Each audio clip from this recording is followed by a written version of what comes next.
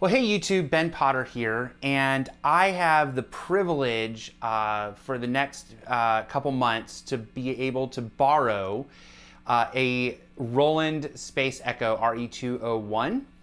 And so I figured while I had it in my possession, I would take some time to compare it to the Cosmos Echo engine that is in the HX Effects line of products. So that's Line6 Helix, Helix LT, HX Stomp, the HX Effects, and also the new HX1 that Line6 released a few months ago. And so I'm not going to go through all of the settings on the RE-201 and compare them to the Helix. I've just got kind of my go-to setting that I've been using on it, and then I have tried to match the Helix as closely to that as I can. And so you heard an A-B comparison there at the beginning of the video. And in the video, number 1 was the Helix, or A was the Helix, and B was the Roland RE-201 Space Echo. So A was the Helix, I'm using the Line6 HX Stomp, and B was the Space Echo. So just to do a little bit more comparing for you, now that you kind of know what is what, if you look at the screen there, when you see the green light on the far left of the Helix lit, that is the Helix. And when you see the green light is dim, that is the RE-201. And basically, I have the RE-201 going through an effects loop on the Helix. And so that foot switch there is just toggling between the Cosmos Echo being on and the effects loop being on. And so that's how I'm running that. I do have the trails on the effects loop for 2 reasons. Number 1, it just sounds more natural that way. But number 2, there is, because the RE-201 is an analog unit with running tape through it, there is obviously an inherent amount of noise that creates in the signal path. And so if I so when you have the trails on an effects loop, basically what it does is you're turning on and off the send, but the return is always on. And so you're always just hearing that static noise of the RE-201 running, whether I'm using the Helix or the Space Echo. And so that's just gonna help keep the comparison a little bit more fair. Otherwise, you would clearly hear when the Space Echo is on and when it's not, just because of the kind of the background hiss and noise that it creates. So let's start with the real thing. Here is the RE-201, and I'll just give a skank. I'm using my Fender Baja Telecaster. I just went to the bridge pickup, so just a skank on each. So here is the 201. Oops. Turn the volume pedal up. Here we go.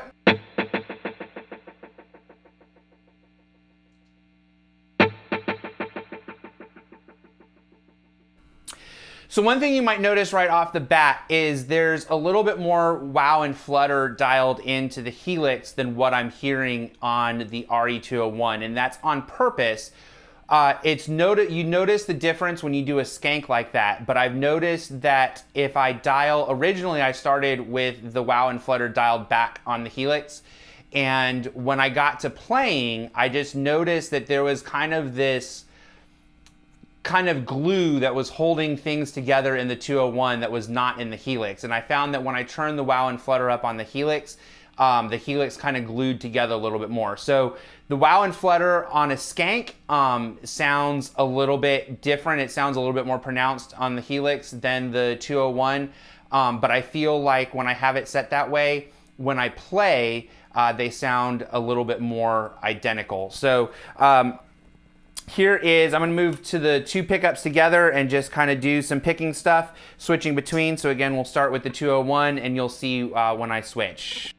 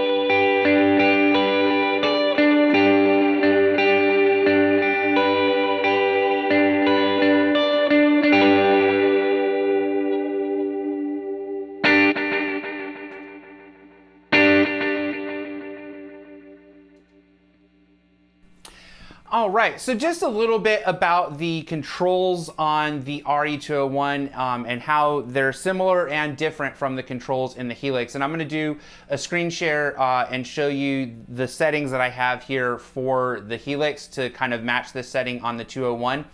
But with the 201, it starts with an input gain. And so what that does is it controls the level of input going into the unit, and that adjusts the overall volume of the signal, but it also adjusts the saturation. So there's a preamp in the 201, and so the harder you hit it, you can actually overdrive that preamp a little bit.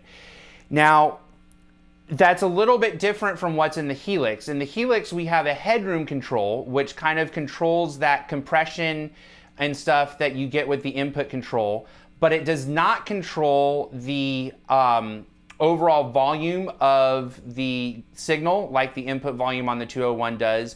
And it also does not affect your initial dry signal. So when I increase the input gain on the 201, I'm not just affecting the sound of the repeats, I'm affecting the sound of my guitar as it goes through it, even if the repeats are off. Whereas with the Helix, on the headroom control, you're only controlling the headroom of the repeats. It does not affect your dry, undelayed signal. So that's one difference. The Helix does give you a level control, so if you want to adjust the level, you can, but I believe that level control comes kind of at the end of the effect. So again, you're not driving the effect harder by turning that level up, you're just increasing the overall volume. So that is kind of a difference. Moving through the 201, we then have the controller that selects which heads are active, which delay heads are active, and there's kind of the first half of the presets is just the delay heads, and then the second half of the presets is the delay heads with the built-in spring reverb that is built into the unit. The Helix does not have spring reverb built into the Cosmos Echo engine. There's obviously spring reverbs that you can add as their own block, but not as part of the Cosmos Echo. I do not have the reverb on the 201 right now. The only reverb that you're hearing is coming from the spring reverb in my Blues Junior. Then we have the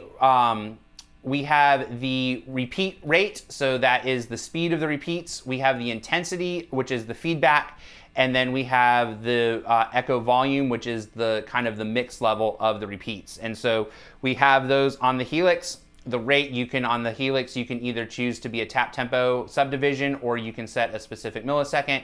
And then we have feedback and we have mix. The RE-201 then has a treble and bass control, which affects the treble and bass. I haven't tested. I believe that it only affects the treble and bass of the repeats, but I don't know that for sure. I haven't actually tested it. I do know that the treble and bass on the Helix only affects the treble and bass of the repeats. The Helix also gives us a tone control, which affects the how fast the tone darkens as the repeats lengthen. So a higher setting is going to keep those I believe a higher setting is going to keep those repeats pristine and bright all the way through. And as you dial it back, those repeats will start to darken over time. We get the wow and flutter setting on the Helix, which just emulates kind of the fluctuation of the tape that happens on the 201. And then we also get a splice control on the Helix, which emulates the when the tape kind of where the tape is spliced together in that tape loop in the 201. When it hits that point, it kind of makes a sound, and so it emulates that in the Helix. I feel like the Helix version is a little bit overpronounced and overdone compared to what it actually sounds like in real life, so I have kept that splice control off, but you could dial that in to taste if you wanted to. To me, the biggest difference in the tone is in the sound of the preamp. To me, the RE-201, the Roland RE-201 just sounds a little bit fatter and warmer than the Cosmos Echo engine on the Helix. I think they're quite close, and I think in a mix, you probably wouldn't be able to tell the difference. And I think they're both really inspiring to play. As I kind of tried to dial these in, there was times where I could instantly tell, oh yeah, this is the real thing, this isn't. But then as I kind of started fine-tuning it a little bit more, it got really hard for me to just kind of A/B and tell which was which. I kind of closed my eyes and hit that foot switch back and forth a bunch of times, so I didn't know which one I was on, and I played a little bit, hit the switch again, played a little bit, and opened my eyes to see which one I was on. And it was pretty hard to tell there at the end which one was which. So let me do a little bit more comparing for you. Also, just so you know, I said you hearing the spring reverb on my Blues Junior. I'm playing through a Tweed Blues Junior with the Jensen speaker in it, and it's being mic'd with a SM57 and a Fathead. So that is the sound that you are hearing, and then I'm just recording that into Logic. So a little more playing, and then I will. I want to show you. I'm going to play a little bit, and then I'm going to turn the repeats off on both units and switch back and forth, so you can just hear what that preamp setting, kind of just the difference of the preamps between what the Helix is modeling and the actual 201, and then I will show you on HX Edit what the settings actually look like for how I've gotten this to sound as close as I could to the real unit. So here's a little bit more playing. I'll go to the neck pickup this time, and we'll start with the 201. Here we go.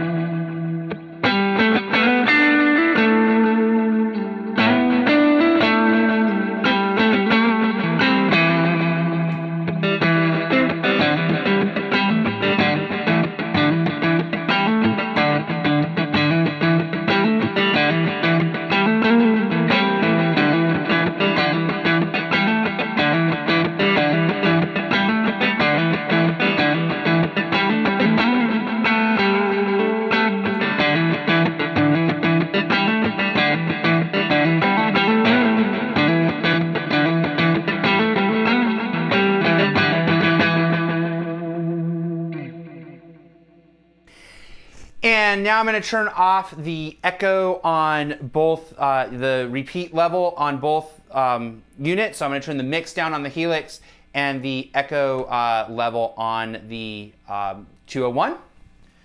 All right, so the echo volume on the 201 is completely off, and the mix level on the Helix is completely off.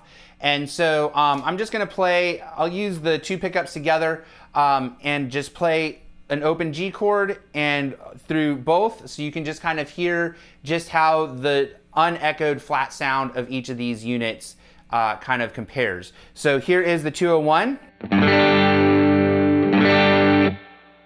Let me turn the Fulldrive. I've been using the Fulldrive 2 for some overdrive. I'm going to turn that off as well so you can hear just the clean sound of the guitar. So here we go again.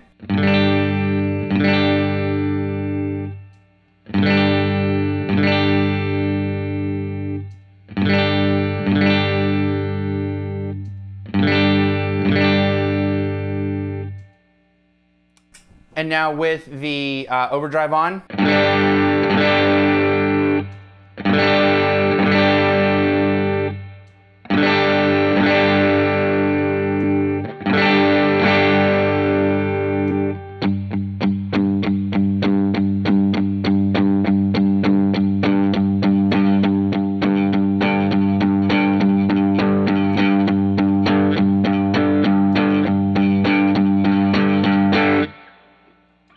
Actually, listening to that, there's not really a whole lot of difference in the preamp sound either. So let's go ahead and look at the settings that I am using to match the Helix to the 201.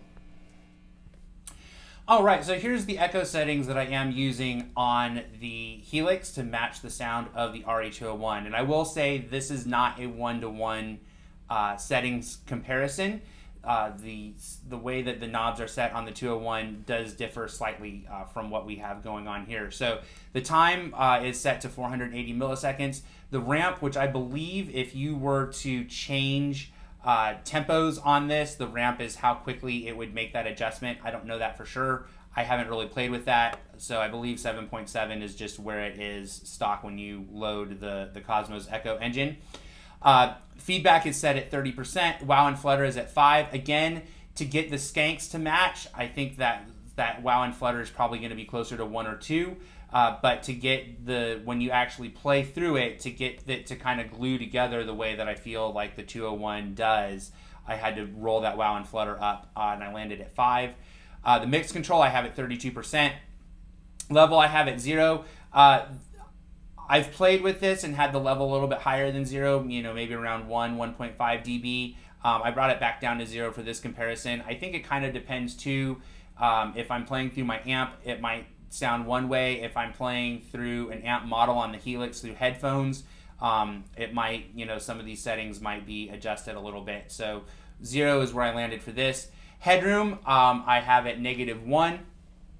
I don't notice a huge difference in the headroom when I move it. It does just affect the repeats, and you can definitely hear the repeats get crunchier when you drop it down, especially if you start hitting it with overdrive and kind of driving the input level. Now, what I didn't really try, and I talked about this earlier in the video, if this level control comes before the headroom control, then you might actually be able to drive that headroom with the level. I'm not sure kind of where in the signal chain. I don't know if all of these things are in order of how they're processed, or if they're just in the order that Line6 thought you might want to get to these things, in this order. I don't know exactly. So if these things are processed in that order, then you might actually be able to turn up the level there to get the headroom to overdrive a little bit more. Mode select is where you're selecting which tape heads you're using, and so I'm on the setting with tape heads 2 and 3, so that's what I have selected here. Bass I have set at 0. Treble I have set at -1. Again, this is the tone of the repeats. And on the 201, the bass is actually below 50%. It's about kind of 1030 on a clock dial, and the treble is actually up probably around 130 on a clock dial. So these settings are definitely different compared to where they are on the actual 201. The feedback tone, FB tone, again, is the how quickly the repeats darken over time, and so I have that set to 7.3. The splice control I talked about earlier is the kind of emulating what happens when the tape head goes over where the two ends of the tape are spliced together. I don't really like the way that it sounds in the Helix, so I have that turned off. Dry through, I believe what that is that I believe that the Cosmos Echo does have some sort of emulation of the preamp in the effect. And so if you turn the drive-through on, I believe what you're doing is you're basically not affecting your initial attack, your initial signal going into the delay. And so all of the preamp modeling and all of that stuff is just happening on your repeats. If you turn it off, then your dry signal would be going through the kind of preamp modeling that happens with the Cosmos Echo, like it would in the real unit. And then the trails then is just obviously if you turn the effect off, whatever you played is going to continue to taper out and repeat. And then if you when the trails are on, if the trails are off, then when you step on the foot switch to turn the delay off, your delay signal instantly stops. So to me, having trails on just sounds more natural. The only time that I could think where you would maybe want trails off is if you were playing a song and you were doing like a stop break in the middle of it and you just needed it to be a quick, clean stop and you needed to hit it, then maybe, but that's really the only time I could think of that you would really want trails to be off. I typically have them on for all of my delays and reverbs. So there is the settings that I'm using, and I hope that you found this video beneficial. Again, I've seen a lot of videos comparing the new Boss, I guess it's not super new anymore, but the Boss RE-202, the new digital emulation that Boss released of the Space Echo. I saw videos comparing that to the original 201. I've seen videos with the Volante. I've seen videos comparing the Helix to the new 202 and to the Volante. But I haven't really seen any videos comparing the Helix to the actual 201. And I think it holds up quite well. I know when the original, not the original, I know when the Line 6 recently released the HX1, I saw a lot of people complaining about the price tag. I think it was around $300, $299 maybe. And when you compare that to the Line 6 M5, which is definitely the HX1 is the obvious next evolution of the M5, that was a pretty significant price increase. But the modeling in the new Helix effects is way better than the M5. I can attest to that because I have an M5 and I have the HX Stomp. And when you consider that the HX1 is less than the new Boss RE-202 and it's less than the Volante, and I believe that just the Cosmos Echo setting holds up. I haven't compared them to the 202 or the Volante, but I've compared it to the 201, and I think it holds up pretty nicely to the original unit. When you consider that the HX1 is less than those two units that just do one or two delay sounds, and the HX1 has a whole bunch of other delay sounds, not to mention all of the other modulations, filters, distortions, boosts, EQs, all that stuff that it does. I think the HX1, even at $299, is a pretty good price. And if you want a little bit more than that, then go ahead and bump up and get either the Pod Go or the HX Stomp. So anyway, again, hope this was helpful and hope that you have a great day. Bye.